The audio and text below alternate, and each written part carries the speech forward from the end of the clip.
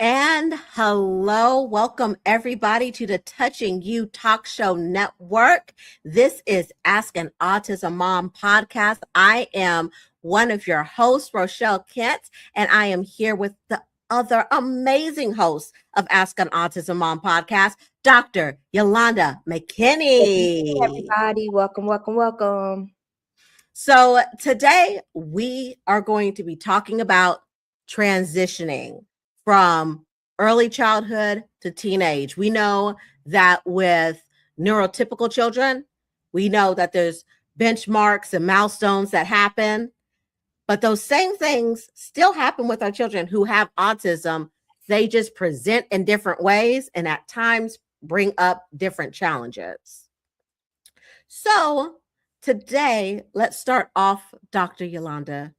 Let's start off talking about the reality of what it's like when your child is going from like 8, 9, 10, and now there's those teen years. What is it like with a child becoming a teen with autism? So first of all, I think it's unfamiliar, right? And it is incredibly overwhelming because you just don't know what to expect. You know what's about to happen, like puberty is about to hit, but you don't know exactly, to your point earlier, how that's going to present in your child, right? So I just want to encourage parents, like, you've made it through early childhood, right? You got to pace yourself. You're growing. Just pretend you're growing right along with your children, right? Because you are. Right. So you've made it through early childhood, but now things are changing. And when you have to change the routine, we all know how that can present some challenges for our children, right? So they're going from puberty and then they want to be independent. Some areas they may be able to do that better than in other areas. They're starting to have their own identity. And as parents, we just aren't prepared, right? You aren't prepared if you have a typical child. Let's just, right? I'm an educator. Right. You aren't prepared if you have a typical child. I always tell people middle school is not my jam, right? It's not my jam. It's not my peanut butter. It's not my jelly. It's not any of that. None of it. For that reason. So add autism on top of all the things that you see happening in middle school. And then here we are, right? And you're challenged with this. Do I let go? Do I still protect? How much do I guide? And so I would just present and share with all of you the scripture in Ecclesiastes 3:1. To everything, there is a season. This is a new season. God has given you grace for all the other seasons. He's going to give you grace for this one. Yeah. Because it's unfamiliar, it doesn't mean we're unprepared. I like to remind myself that God has already gone before me. He's already there. He's already here. Right. Even though I'm just getting here, God's already here, right? So right. For you, Rochelle, like, what was the first moment? Because you do have a son that's a teenager yet, or is getting close? He's 12. He's about to be 13. Oh, so we are. You and then right the other one is 10. So I got preteen and teen. So here we go. So he's almost there, Rochelle, right? So what kind of emotions are coming up for you when you think about him about to go into being a teenager? So you know how, like, you hear that music at the beginning of The Exorcist, all that piano sound, or that the sound, the music that they play right when Jason's coming around the corner, and it's that's what it feels like. Like, I feel like I know it's coming, right? You hear the saxophone playing, the violin playing, saying, "Girl, get out of there, get out." But there's no exits. No. I'm stuck in it. You are. And it's coming. And it's coming back to back. Like, so you'll have a 13-year-old and a 16-year-old. Right. An 18-year-old and a 16-year-old. Exactly. And right. And and like I always tell people, both of them present autism differently. Yes. So my 12-year-old did not tell me when he started getting hair. Didn't tell me when he started feeling different things and emotions. Yes. Just one day he woke up and he's bawling. And I'm like, what's going wrong? He goes, I don't know. And I'm like, Oh, I don't know either. But then the 10-year-old, he comes up, he's like, look here, mom. You see this? You see this? I'm getting hair. And okay, yay. So now let me hide all the razors because I right. can't see this hair. And And you he don't might start trying to shave it, the imaginary hairs that he sees. right, right. And he has a Mhm. 10 and hit the way my 10-year-old's autism presents itself. He tends to have some OCD tendencies. Same. So I have to be careful with the shaving because he might nick himself and then start picking Right, right. until we Now, have a big, looking like we're on Grey's Anatomy, right. you know. Yes. Where on the other side, because of sensory issues, I got to figure out how to remove all this hair. He's like Teen Wolf now.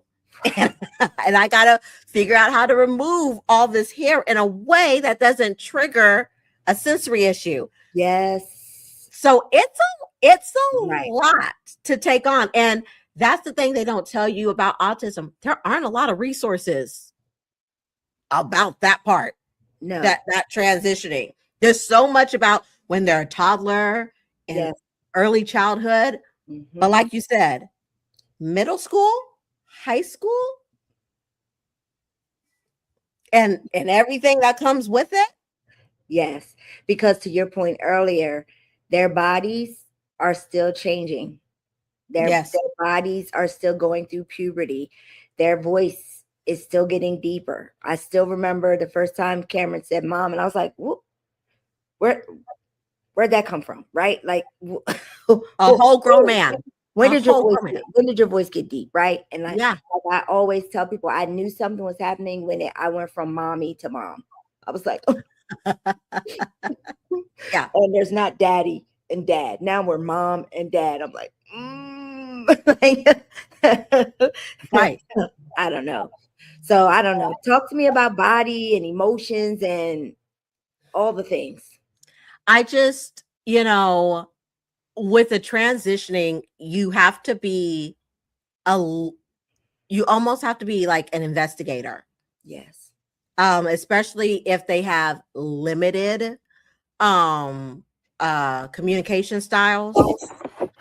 You really have to like tap in on it a little bit, and you have to ask questions and you have to look at it. Like you go from being happy and sad, being like basically the biggest spectrum of what the emotions are, Yes. to now you got to add in confused and Yes. anxious and frustrated and just I don't want to do it. They still have it. You or your son? Oh, my son. Now Whose emotions are those? Because I would say that I experienced all of those as well. And I do. Now if we're talking about my emotions, it is the biggest one is fear, because as he goes from childhood to teenager, it's like this nonstop clock ticking. Like I know, oh my goodness, I just fought for so many years to get X amount of services. And now it's like I see this cliff and you're gonna on the horizon. Right. And it's the part that people don't talk about, where like there are certain stages to services. And let's not even talk about adulthood, like where I live right now. Right. That is a whole different segment for a different podcast episode. Right. But there are these transitions also in level of support and intensity of support, and who provides services for this age group and who stops services when they hit 13. And so you're constantly on this cycle of trying to find the right support, the right people. And just when your child gets comfortable and you get comfortable, then we're in the next age group. It's time to move on to the next thing. So Right. And unfortunately, especially for a lot of families down here in the South who are Black or Latino, um, our children aren't getting diagnosed until they're 6 or 7. right. So then you're waiting and you're fighting through, and they're not getting regular services until they're 8 or 9. Right. Which already puts them at a deficit. Puts them at a deficit because they already aged out of early childhood. Yes, ma'am. And so now you're getting like that last bit of services. Now you got to transition into that. And like you said, 13 brand new set of services. And a lot of those aren't covered by waivers and stuff down, well, at least down here in Texas. So you're paying out of pocket for day programs and things. Time they're transitioning to a new school most times, right? Yep. Our grade bands here are K5, 6, 8, 9, 12. So right when they're about to turn in that they're transitioning to a new school, everything gets new. And then you throw in hygiene and social awareness and their mood swings, my mood swings, your mood swings, everybody's mood swings. All of it. So changes were hardest for you, do you think? The changes that were hardest? I would say first would be the emotional side. Mm-hmm. Because I have a typical older son who's in his 20s, and went through that, and that was just what I was like, oh, regular teenage moodiness, like no one understands me, you know. Yes. Kind of a thing, like, oh, you're always asking me to do stuff, son. All I ask you to do is put the dish in the sink. That's it, you know. Right.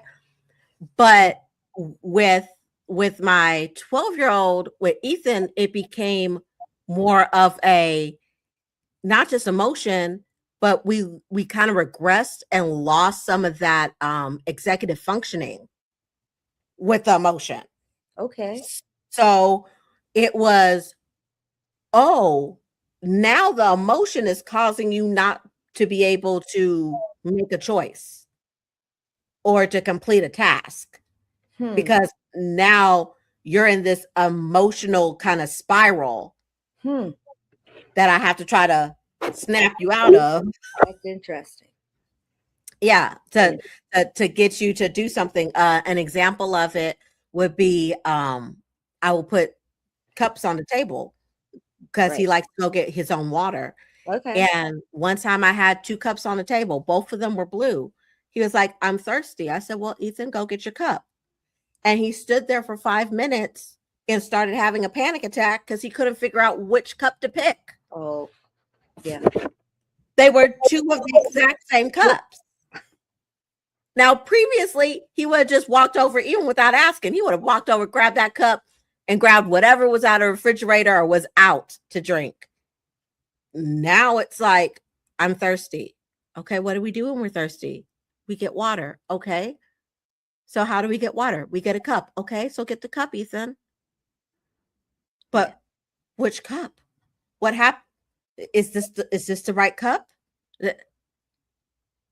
Yeah. You know, that kind of emotion. Yeah. I would say that was the biggest one. And then second to that would be just hygiene. I was about to say. So how did you begin teaching like hygiene and body awareness? You know what? I went back. I went back to what we did at the very beginning when we were teaching how to brush teeth, and he was back at 8 and 9. Break out the pictures.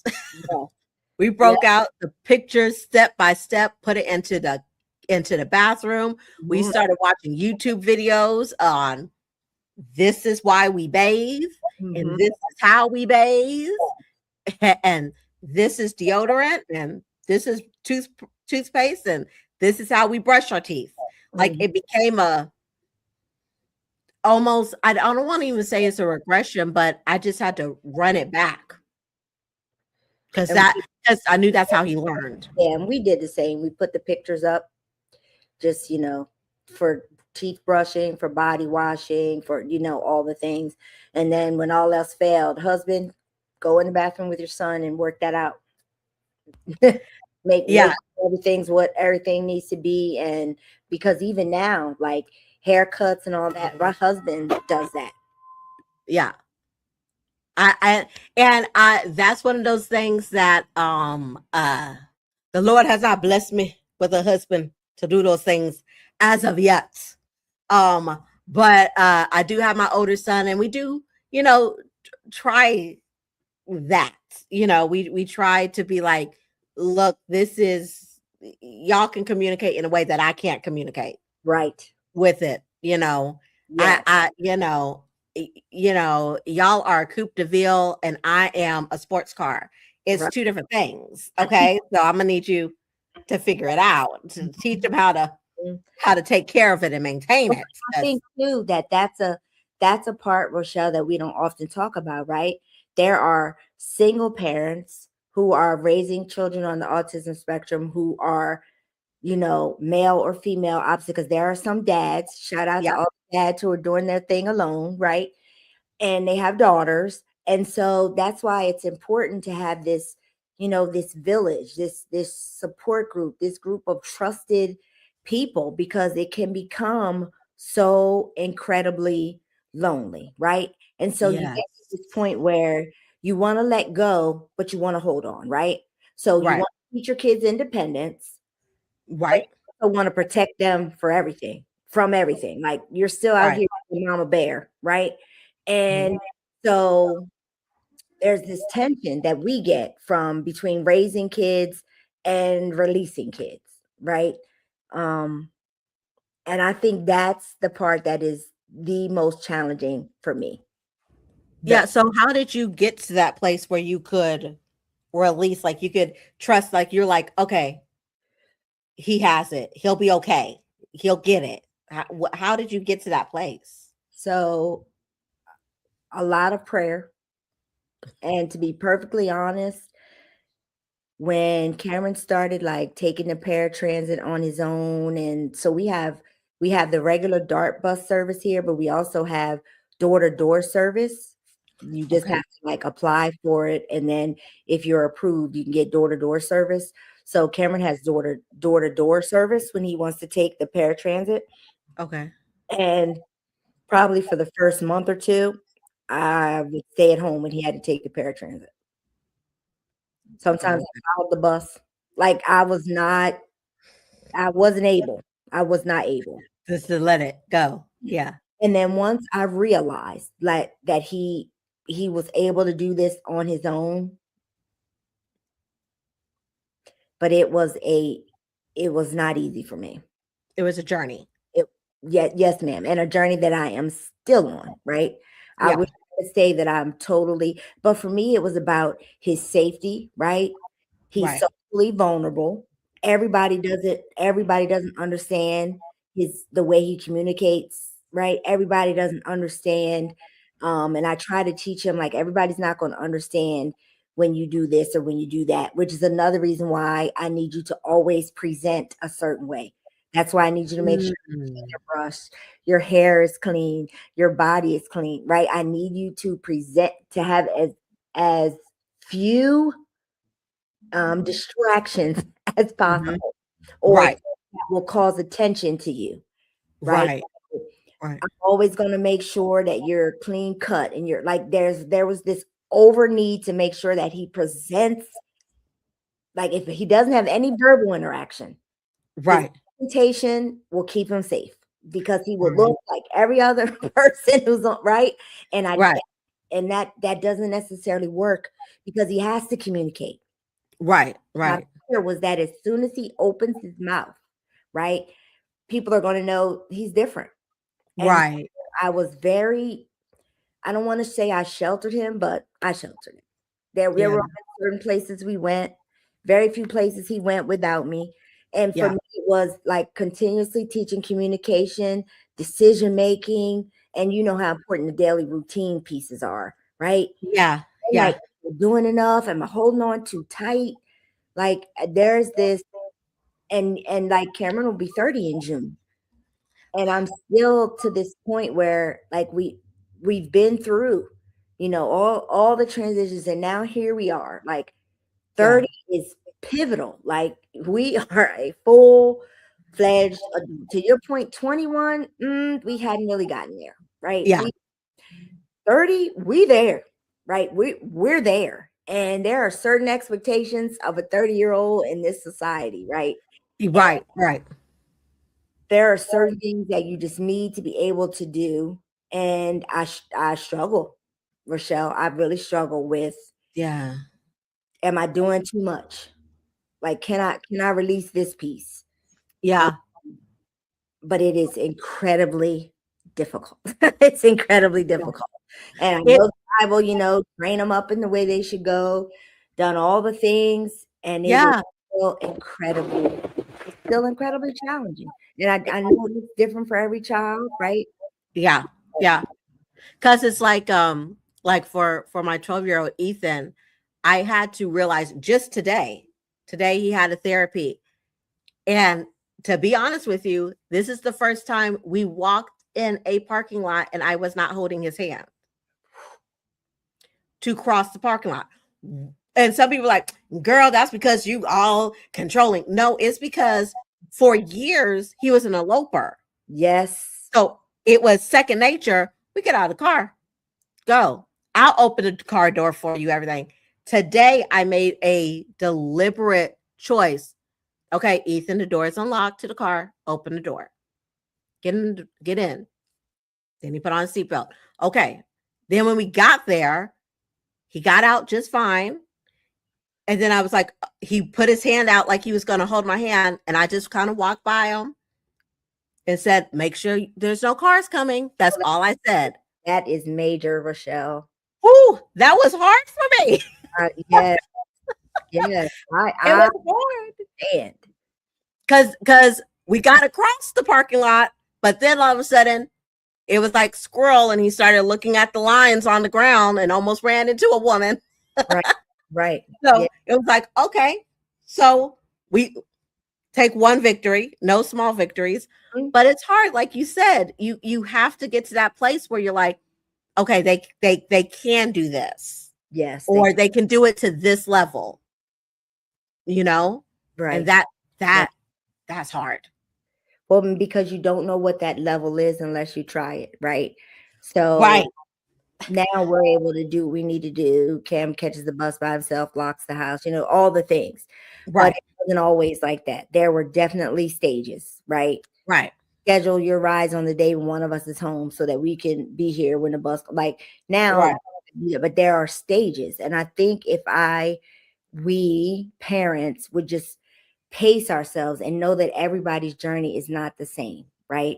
They like right, that's why I always say social media has its good points and its bad points, right? Comparison is right, the joy. Like it is the thief of joy.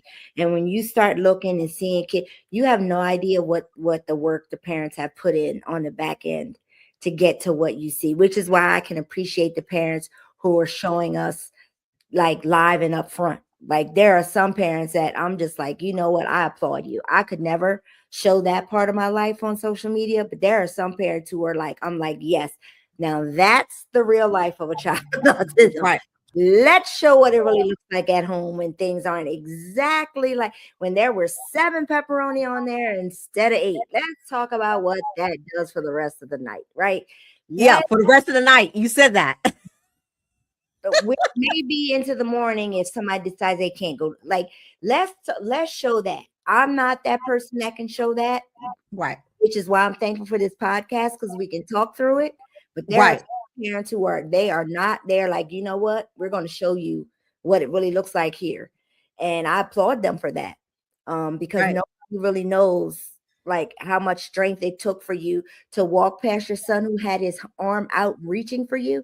Girl, I know that. I Yeah. your baby had his hand out and you didn't take it. Like I know that was a big step for both of you because I'm sure he was like, wait a minute, mom didn't grab my hand.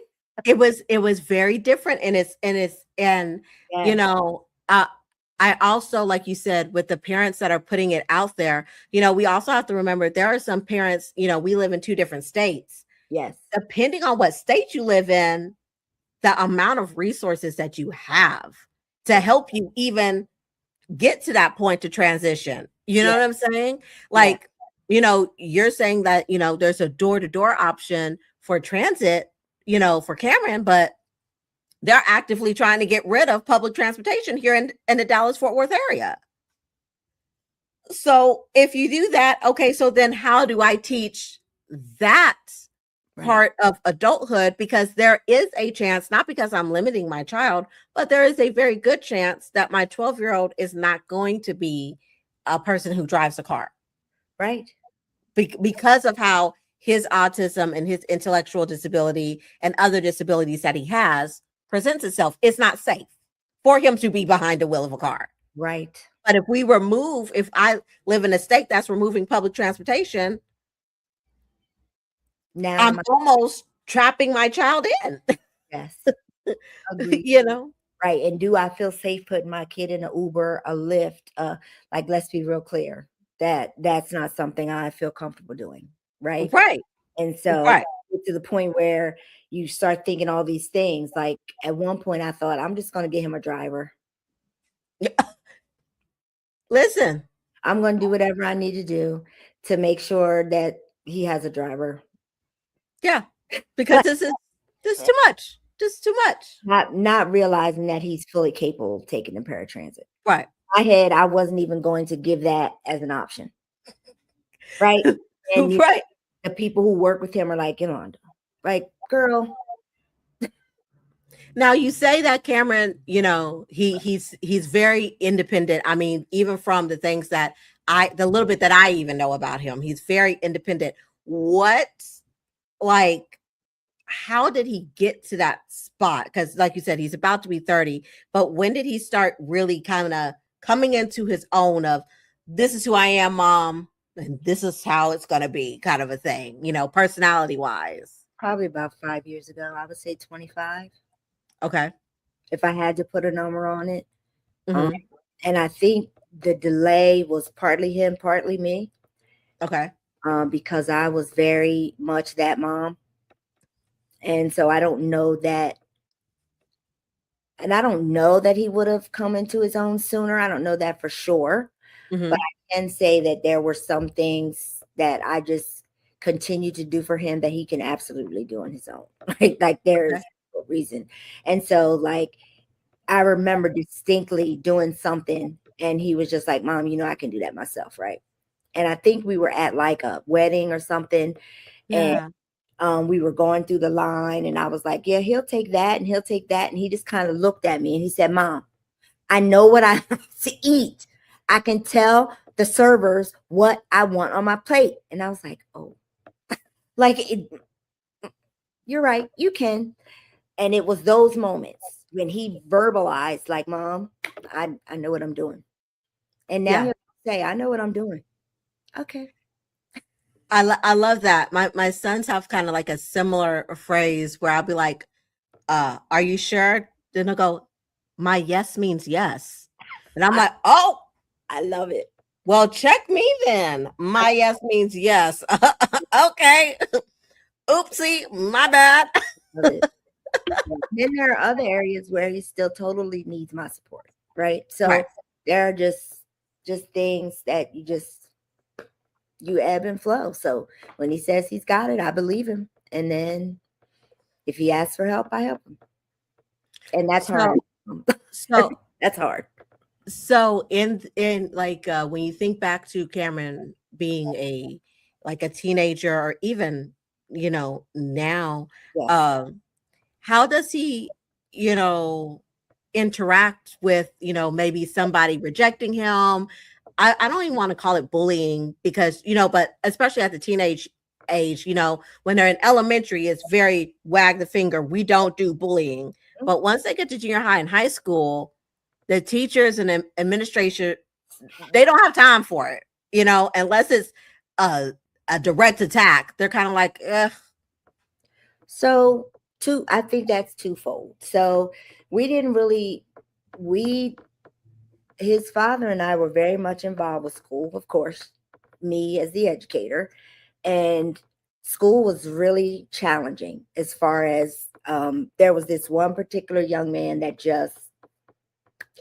Yeah, even think about it now, it still like makes me makes me want to clench. He would, yeah, the bullying thing is real, and Right. we experienced it probably from sixth grade till about ninth grade.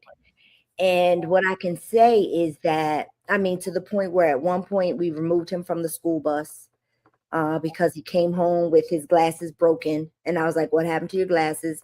And mysteriously, the video camera on the bus wasn't working that day. Um, However, we lived at that time, we lived in an apartment complex, and one of the other young boys that lived in the neighborhood was like, "This is what happened to Cameron on the bus today." Like he told us what happened.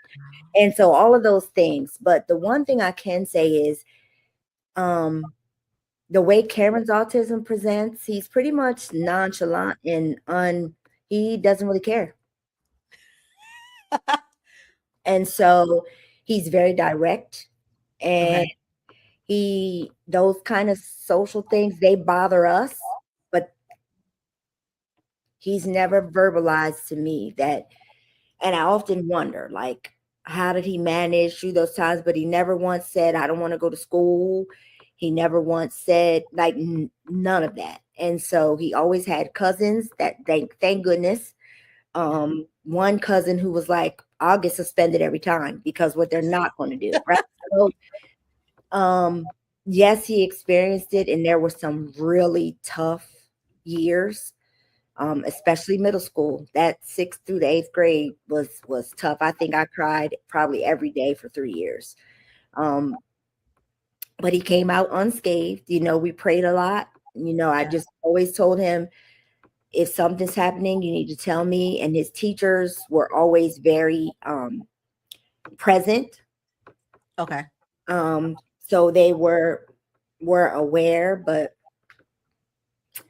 yeah, it Do you was. think some of that was some of his ability to, now going into about to be 30, and not really being, you know, being able his way of being able to handle it? Do you think some of that is because you taught him how to really just identify himself as who he is, and not just autistic, but also I'm Cameron?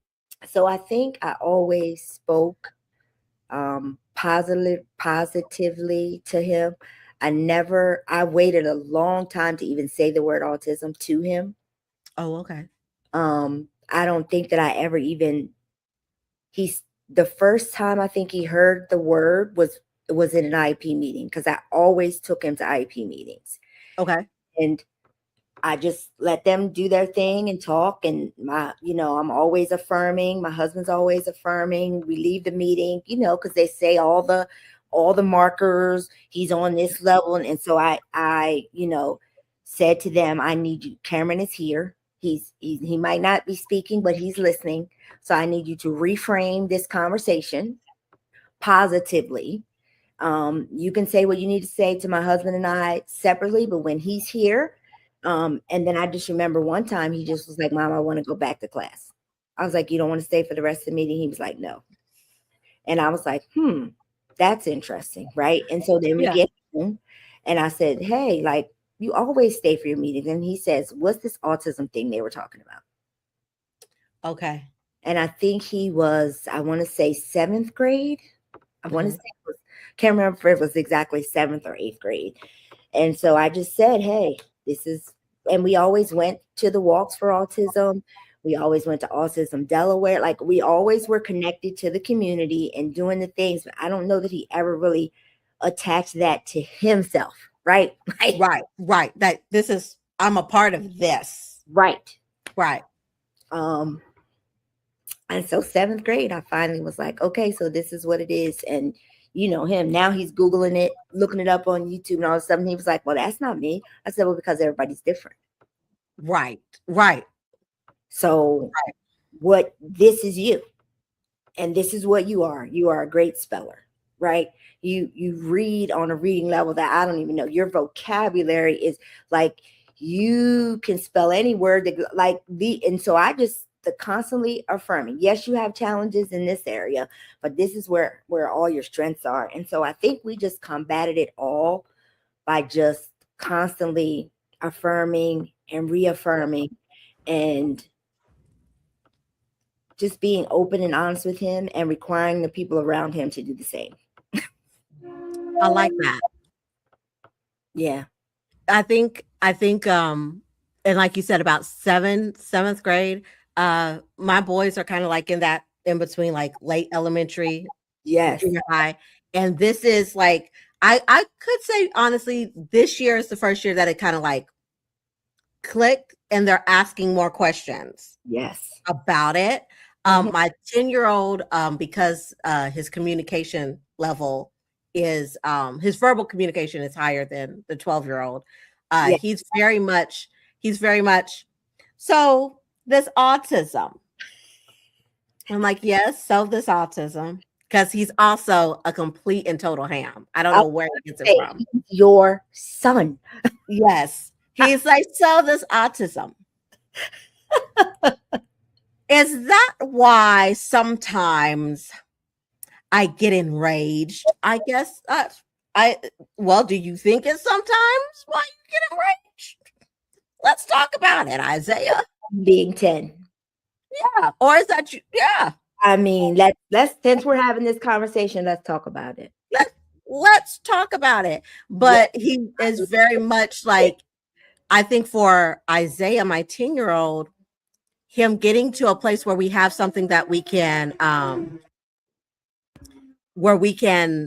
put maybe a label on it. Yes. It has, especially since I homeschool him, a lot of his frustrations, and maybe this is wrong because, there's probably professionals that say no, but he'll take a deep breath and he'll go, it's okay.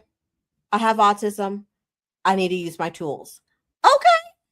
Whatever works for you, son. If that's what you want to say and it helps you break it down, I rather him say that instead of thinking there's something broken, there's something wrong, and start thinking the negative. Oh, I can't. Oh, I'm stupid.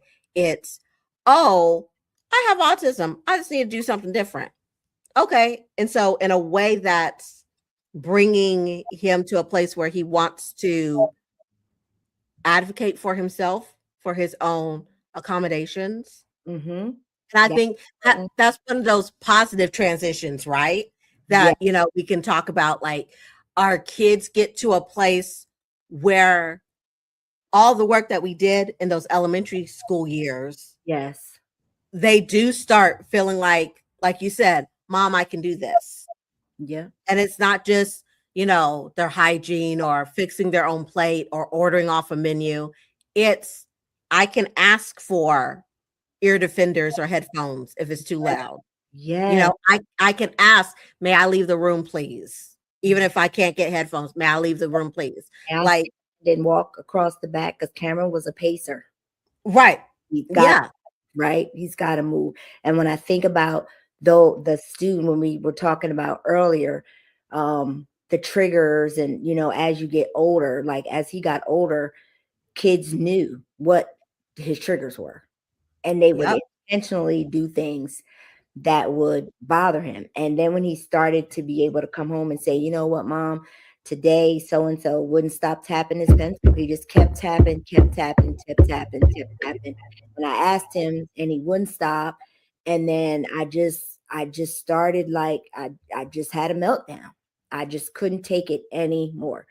Right.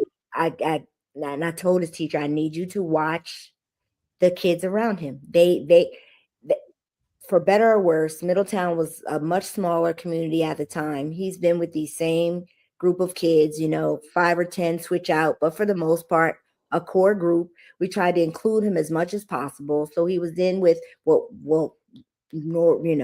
regular kids, as much as possible, normal kids, whatever that means in these days. And so, um, even as those transitions happen, like they're just so many transitions. And that is one of the most, whenever you're breaking a child, and that's the one thing I can say, Rochelle, that I have found as a common denominator amongst all people with autism, the change in routine is a thing.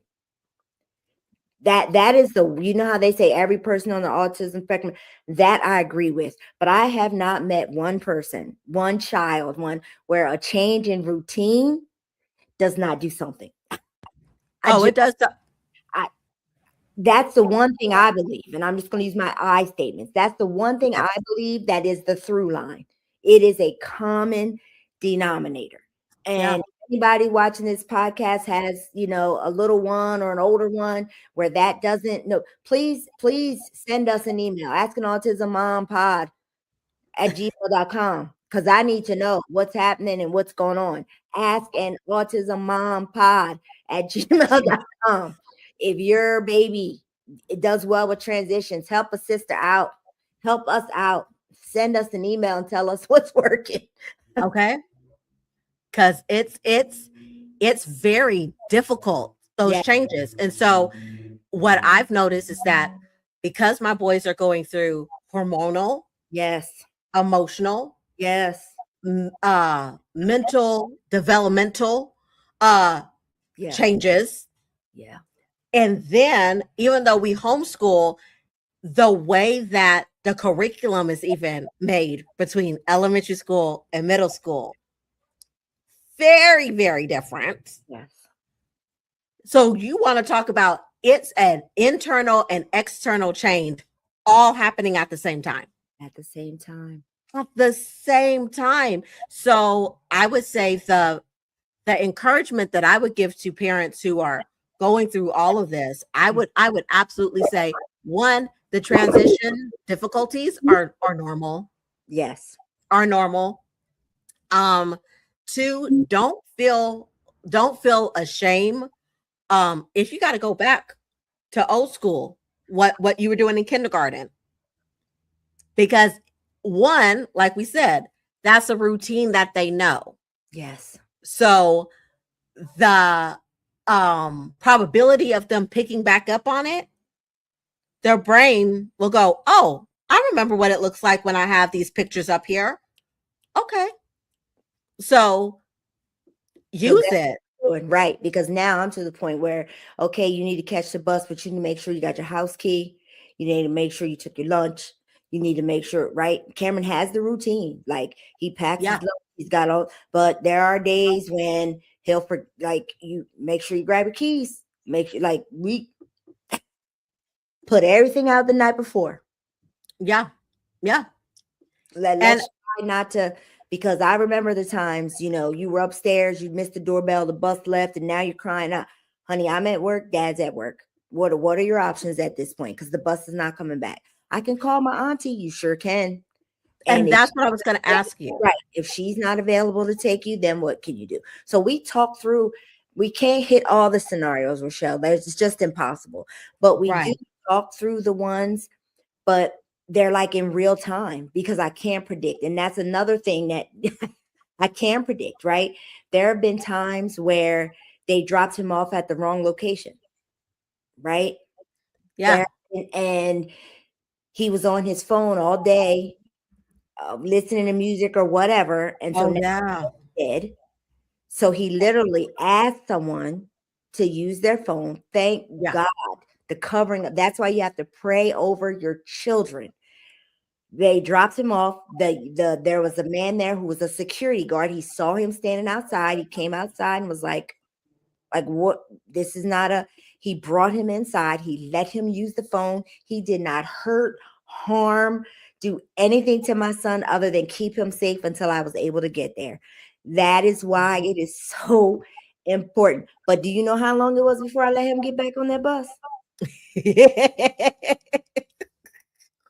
A month of Sundays, a while. Way to get back on the bus the next day. Mom, why can't I get on the bus? The bus driver made a mistake. Right. So all of those transitions, we've had, it has not always been smooth. Yeah. He's missed the bus. He's cried. He's had hard days at work. And yes, you're going back tomorrow. And like there are Mm, there are always going to be transitions. You're never going to get away. And if you don't have autism, you're going to have transitions. But that just absolutely. exacerbates the situation. But I would just encourage you, all parents that are listening, to just keep moving forward. Yeah. And do what you do not let anybody convince you that what you're doing for your child is too much or too little. You Yeah. know what your child needs, but you also have to listen as they're getting older. When they say my yes means yes, or I know how to do that, you're just going to have to accept that and move with your child and allow them to grow up, because we all want our children to be independent at whatever that level of independence looks like. Whatever that looks like. Cameron's still at home with us. Will he ever decide he wants to leave and go somewhere else? I don't know. Will I be ready for it when the day comes? Probably not. But it is what it is. For now, he's at home with us. It's where he wants to be. Yeah. And right. And I like the fact that, something that we as autism parents can take, our kids can handle the natural consequences of things. Yes, they can. Even though we Um, protect them fiercely from right. all from And all and and I from and all I of right. And I understand that, like we said, autism is a big, huge spectrum. Get it. Uh, but there are things, there have been times that my boys forgot their headphones.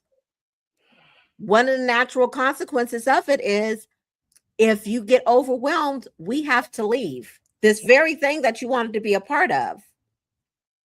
because I can only have so many extra pairs of headphones. And Right. already use the extras, and you take that into the house too, because we've got headphones in bags, in the car, Yes. in the glove compartment. Like, we got them everywhere. To We got them everywhere. headphones on the bus the other day. He came home, Mom, I left my headphones on the bus. So what are your choices? I think I have an extra pair upstairs. Then you're probably going to need to get those. Well, then I'm probably going to need to get another extra pair, right? Good thinking, son, because this is your last pair. Like, And I understand that there may be some parents who are like, my child doesn't have that level of cognitive ability or executive functioning ability. Howsoever, you won't know unless you attempt to see what they can and cannot understand. When we talk about assuming competence, yes. right? That is part of the transition. We assume that they're ready for us to still teach them on Yeah. a higher level, and we let them guide us and tell us, you know okay, this is where I'm at, this is where I can go. You know what I'm saying? And Yes. so for you to be able to say, hey, okay, like the fact that you had to teach him those phone numbers to call when his phone died. You had to teach him how to knock on a door and ask, "Can I use your phone, please?" I mean, use your phone, please. It's these are the kind of things that you have to teach. And They're I not just going to automatically know these and I things. don't even know, Rochelle, like I can't even pinpoint a time when I taught that skill. Right? It's just right. I don't know if it was an observation. I don't know if it's something he read in a book. I don't know if I actually taught that skill, because in my head, when is that ever happening? Or Because he saw it on a TV show. right. And that's why I go back, cover your children, Yeah. because that could have gone a totally different way. Yeah. Totally different way. Um, And yeah, just and like you said, so the transitions that, we're transitioning in how we teach our children, we're yeah, transitioning and how we view our children. yes. Because I got a Um, whole grown man here, uh, a there you whole go. grown man. There you go. We're even transitioning in a way in our faith, Okay. because I don't know about you. I can't talk about anybody, what you call them, your I statements. I'm gonna give an I statement. Okay. When my boys were babies, I'm not going to sit here and say that I just had wild, crazy faith that God was protecting them because I was always with them. That's my babies. But that faith has to grow once you let your children step out. That you really got to put that. Okay, are you really having faith that they are covered and they are protected? Are you really having faith that that all the work that you put in those elementary years are going to show some type of fruit in that junior high school, adult years? Walk it out. Can you go to work every day, Yolanda, and know that your son's going to get up, he's going to do what he needs to do, he's going to eat his breakfast, he's going to make sure he doesn't miss that bus, he's going to lock the door, he's going to set the alarm, all the things that he does. I am so thankful. I'm just so thankful because the way the diagnosis is given is so bleak. It's never optimistic, right? And so to see my son be able to do, and are there things that I hope that he'll be able to do that he doesn't currently do? Absolutely. But I choose to be thankful and grateful in this moment for everything that he is able to do on his own. Yeah. I can go places and he can be here, and I know without a shadow of a doubt that he's going to do what he needs to do to remain safe. He's not going to open that door for anybody. He's going to look at that Ring camera. He's going to call me or his dad if he thinks something's. I didn't even know he had my number memorized because his phone was dead, but he called my cell phone. I didn't even know he had my phone number memorized. What I do know is I had a little index card on the side of the refrigerator with my number, my husband's number, and his two grandmothers' phone numbers. So all I can say is every day when he went to that refrigerator, he's looking at them numbers. And what I know about my son, he's a walking dictionary. And if he sees it and it's written down, he's not going to bring. So I know it was right here. He probably had a picture of that index card right in his head and was like, doo, mom, three, like. And so I'm thankful, Rochelle. Like I have to always, and that is what I would encourage all parents to be thankful for whatever this journey is that you're on. Just be thankful. Don't compare yourself to anybody else's journey. Don't have these milestones that are in the textbook. Like 10 for your son might not look like what 10 looked like for Cameron. 13, and those milestones of 13, 16, 21, they don't always look like what it looks like for everybody else. Your son might decide to drive, or you could be like my son and take driver's ed and still say, nope, people are not safe on the road. I'm not driving. Not doing it. Yeah. And can I disagree with you? Absolutely not, because people don't drive safely on the road, right? So your journey is your journey. Your kids' journeys are, and to your point, you have more than one child on the spectrum, and they're totally different. So you're having to manage transitions. 10-year-old for your other son doesn't look like 10-year-old looks like for Ethan, right? It's different. And so that's why we're here, to give information, to share our stories, to help, to support, to encourage. And no, we don't have all the answers, but we have lived experience, and we are happy to be here to be able to share it, because this transition thing, that's real. It is. And I'll just say one last thing before we close. When we look at transitions and stuff, this is something that I really pray for all the parents who have autistic children, but also especially in the Black community. Everything doesn't have to be a struggle. We don't have to create struggle to prepare them for the real world. The world is already filled with struggles. Listen, we're in 2026. Okay? Just stepping out of your door, okay, is costing $5 a gallon. Like, we're in struggles, okay? There's struggles all over. No one is escaping the struggles of the world. No, ma'am.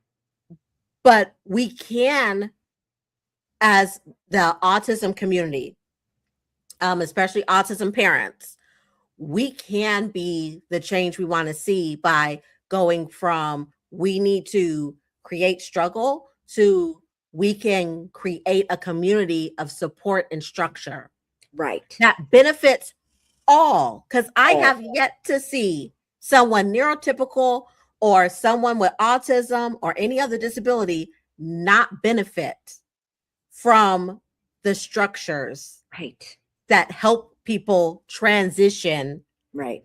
and step into new levels. If you don't need that step and you can take 2 steps, fantastic. But there's some people that need half steps, quarter steps.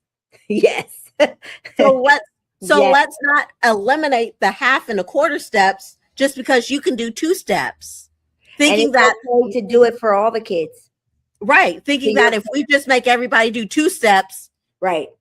it'll build them up. We don't have to do that because then we get to a place where, especially with autistic children, we end up with a shutdown because unregulated meltdown turns into a shutdown.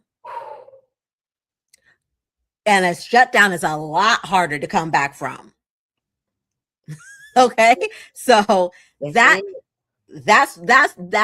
is the biggest thing that I would say about when it comes to transitions and stuff like that. It's not just about the hormones. It's not just about going from grade level to grade level.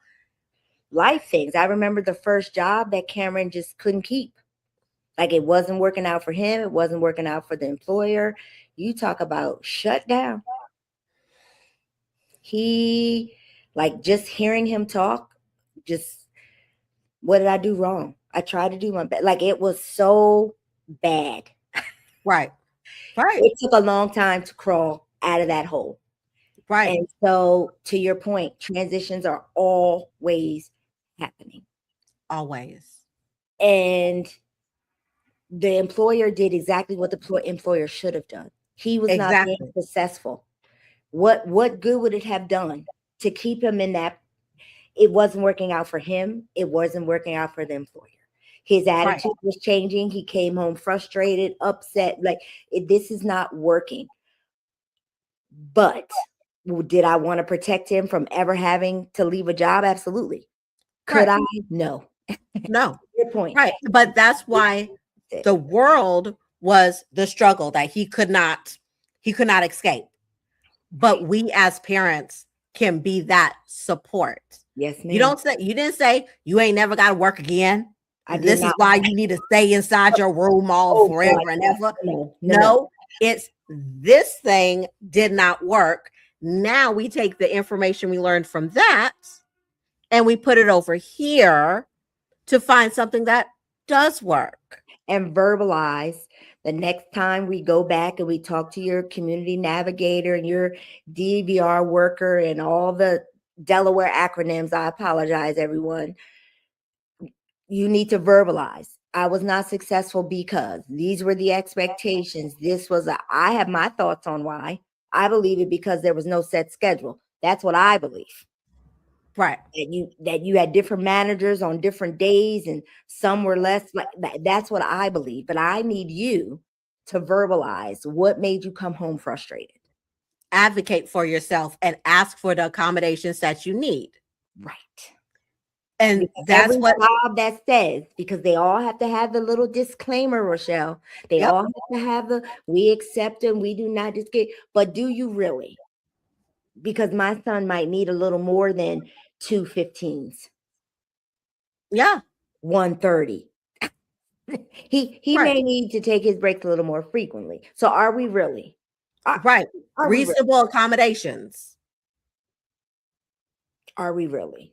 Are we really? So, I just feel like we could talk about this forever and ever. I think we're going to have to break this up into like a multi-part thing about transitions. I think we need to talk about what it looks like preparing your child for the workforce. Yes.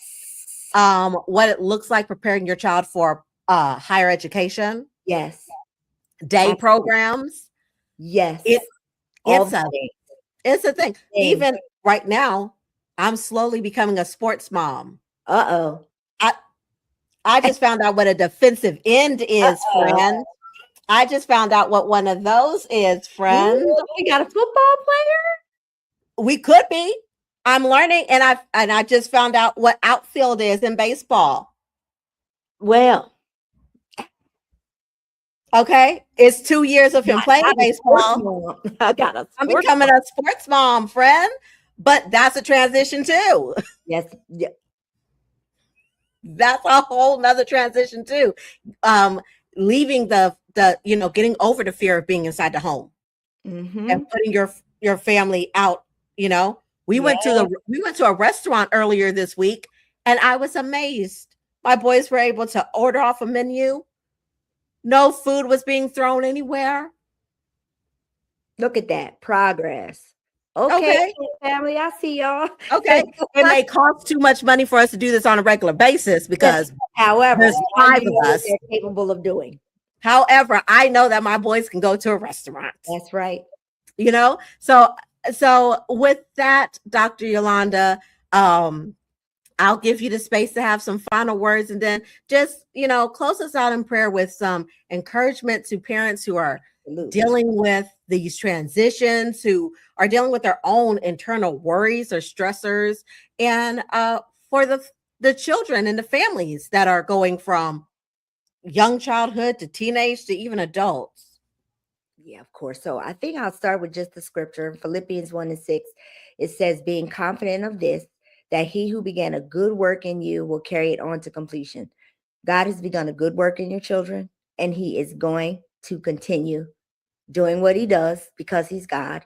And just remind you that where we're going, where our children are going, God is already there. He's already there. He's already made the path. It might not be a straight path. It might be a little crooked, but he's already there and he's already been there. God's not finished with your child. He's not finished with you. And even when it starts to feel uncertain, God still has a plan and you're covered by that plan. So, Lord, we thank you for trusting us with these incredible children. As they grow and change, God, give us wisdom, give us patience. Most of all, God, give us peace. Help us to see them the way you see them. Help us to remember that they are full of purpose. They are full of value and promise. Strengthen us for every new season, for every transition, and remind us that we are never walking this journey alone, that you are always with us. In Jesus' name we pray. Amen. Amen. Thank you all for watching Ask an Autism Mom podcast on the Touching You Talk Show Network. If you have any topics that you would like us to cover, please send them to Ask an Autism Mom pod, POD @gmail.com. Also, maybe you're an autism mom or you're a provider and you would love to be interviewed by two of the best autism mom interviewers this side of the Mississippi, although we're on two separate sides of the Mississippi. So pick whichever side you want. Both sides of the Mississippi. Both sides.